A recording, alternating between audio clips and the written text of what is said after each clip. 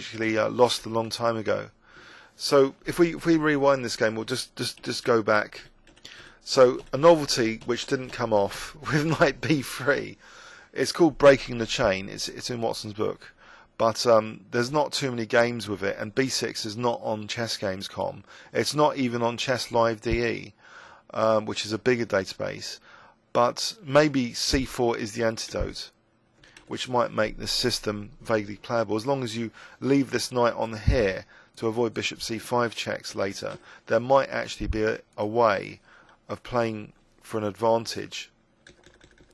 So b6, so proposing c4 as a critical continuation, which needs some investigation if people want to play this weird system as a surprise weapon to know to handle b6.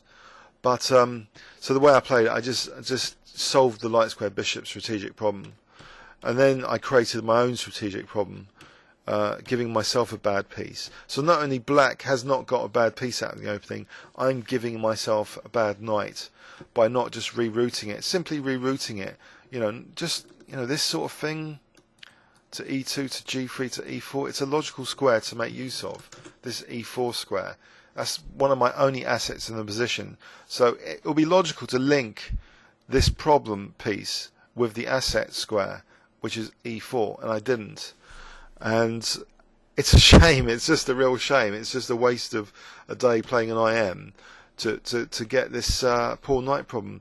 I suppose the thing with playing IMs is that's why they are IMs. They embarrass you for small errors, and bishop e4 didn't help the cause here.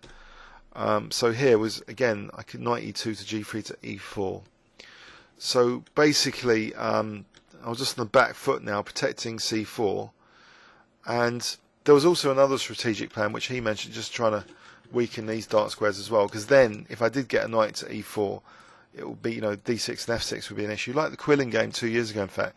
So I should have been reusing some successful, strategic, weaponry, which I picked up from previous losses. But no, it just seems, for some reason, I was at the time of playing this optimistic though, because I thought, well, I can stick the knight on a2. If he does nothing, I'll stick the knight on a2, rook a1, and then f5 will look really good.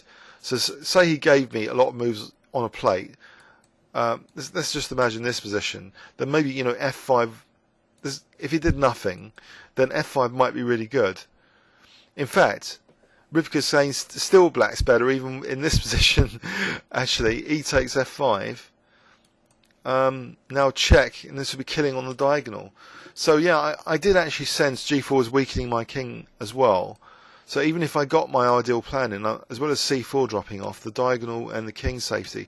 So maybe just g4 was just a bad, tempting move to play, to try and get in f5, but it just weakens the king.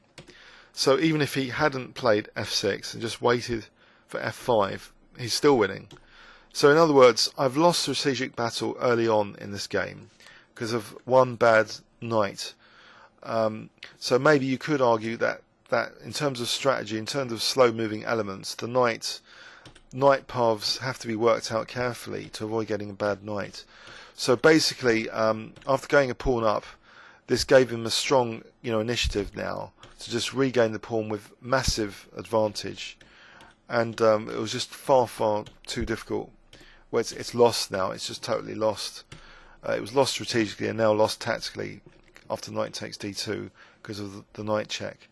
So that was my round 2 game. Not my greatest game against an IM, and I just hope to play better positionally, stronger positional game next time if I do play another strong player in this tournament. Please leave any comments or questions on YouTube. Thanks very much.